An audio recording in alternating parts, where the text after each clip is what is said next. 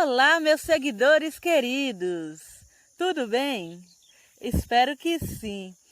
Se vocês são amantes de corujas, assim como eu, então não perca esse vídeo. Nele estarei mostrando de forma simples e prática como transformar uma garrafa PET, um pouco de cimento e tecido, em belíssimas corujas para você plantar e decorar o ambiente. Então não perca tempo, já se inscrevam no canal, ative o sininho e, por favor, não se esqueça do meu like. Vou utilizar uma garrafa PET da parte do bico. Dividi ela pela metade e já recortei o formato da cabeça. Vou utilizar um arame grosso para fazer as asas. Dobrei ele ao meio e com o mesmo eu fiz as duas asas.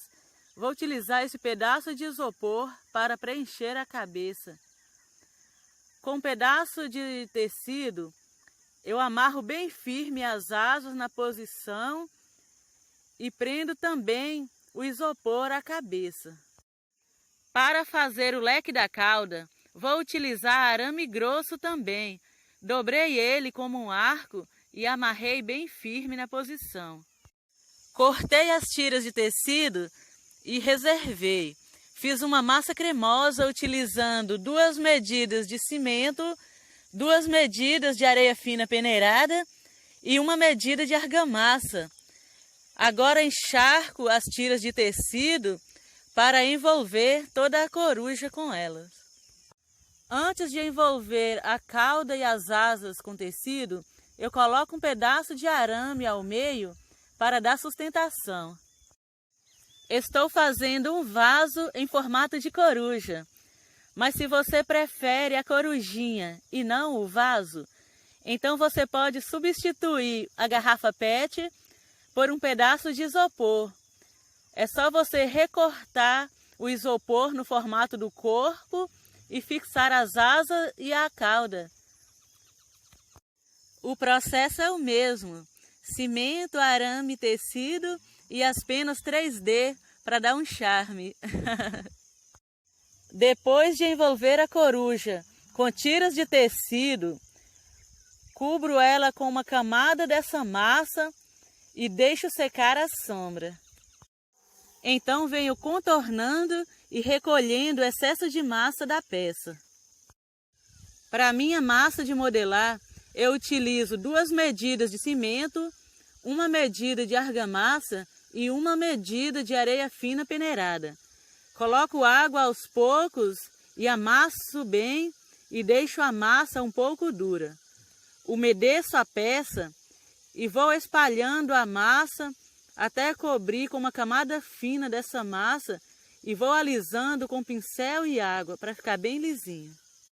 Estou trabalhando aqui debaixo de uma árvore e eu não sei se vocês conseguem ouvir o canto dos pássaros, mas estão cantando tão pertinhos de mim, se sentem tão à vontade que perderam o medo da gente. Modelei a cabeça, as orelhas e o bico da coruja. Para fazer as penas, vou fazendo bolinhas de massa, achatando e colando, camada por camada, até cobrir completamente a coruja. Para fazer as penas compridas do leque da cauda, vou fazendo biscoitinhos, achatando e colando. Colo uma camada dessas penas compridas e outra camada de penas menores. Para as asas, colo uma camada de penas compridas nas bordas e vou colando penas menores em camada até preencher completamente. Estou utilizando 2 pedaços de tijolos para escorar a coruja, enquanto eu finalizo as costas. Espalho uma camada de massa e vou alisando com pincel e água.